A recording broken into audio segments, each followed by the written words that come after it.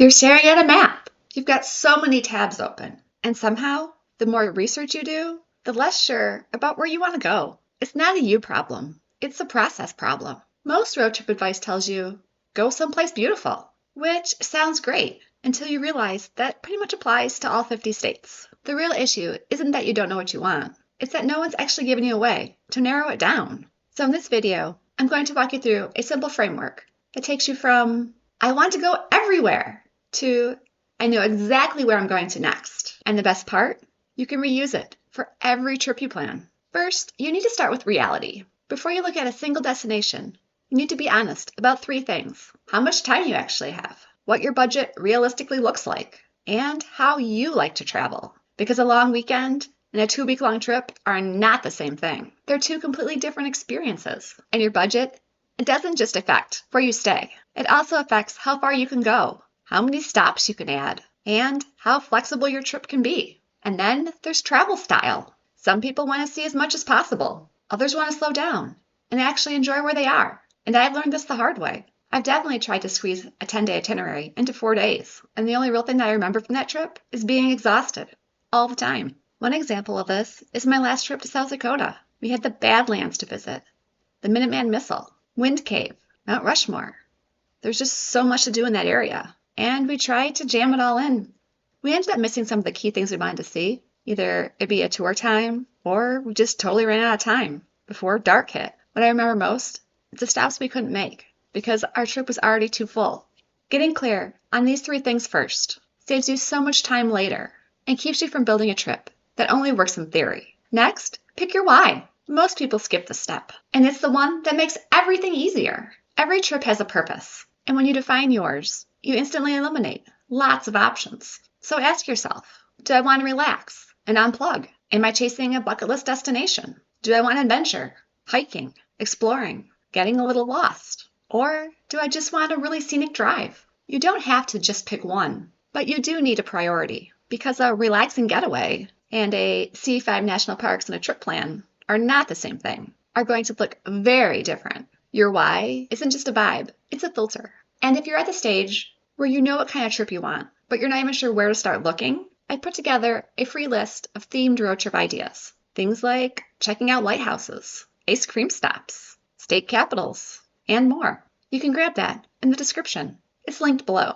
And it's a really fun way to spark ideas. You can grab that link in the description. It's a really fun way to spark new ideas. Next, you need to choose a region. This is where a lot of people get stuck. They try to choose between too many specific places. Instead, zoom out. Don't ask, should I go to Zion, Bryce Canyon, Arches, or the Grand Canyon? Ask, am I drawn to the Southwest? That one shift turns a 12-option decision into maybe 4 or 5 regions, and that's way easier to handle. Most people already have a pull towards a general area. If you've been saving photos of coastal drives or desert landscapes for months, that's probably going to be your clue. Choosing a region also gives you flexibility. If something changes, weather, crowds, timing, you've got backup options nearby. Next, you need to run through some filters. Once you've got your region picked out, you only need 3 filters. Number 1, season and weather. Some places are amazing at the right time and miserable at the wrong time. 2, driving distance tolerance. Be honest here. How much time do you actually want to spend in the car? An 8-hour drive is totally different on a 4-day trip versus a week-long trip. 3, your must-sees. Pick 2 or 3 things that really matter to you. Maybe it's national parks. Maybe it's a coastline, small towns, scenic routes, and use those as your criteria. These aren't just preferences. They're decision-making tools. After this step, you should be down to 2 or 3 solid options. Next, you need to compare these options. And this is kind of where people go wrong. They start adding more options. Don't do that. Stick with your 2 or 3 and compare. Total travel time versus time actually enjoying the destination. Rough cost differences. And which one best matches your why? That last one, that's the one that matters the most. Because a cheaper or closer trip that doesn't match what you actually wanted, it usually ends up feeling a little disappointing. If you write this out, even on your phone, it becomes surprisingly clear which one makes the most sense. If you like this step-by-step road trip planning, make sure you subscribe. I share a lot of practical tips to make this whole process easier. Before you lock anything in, do one last-minute check.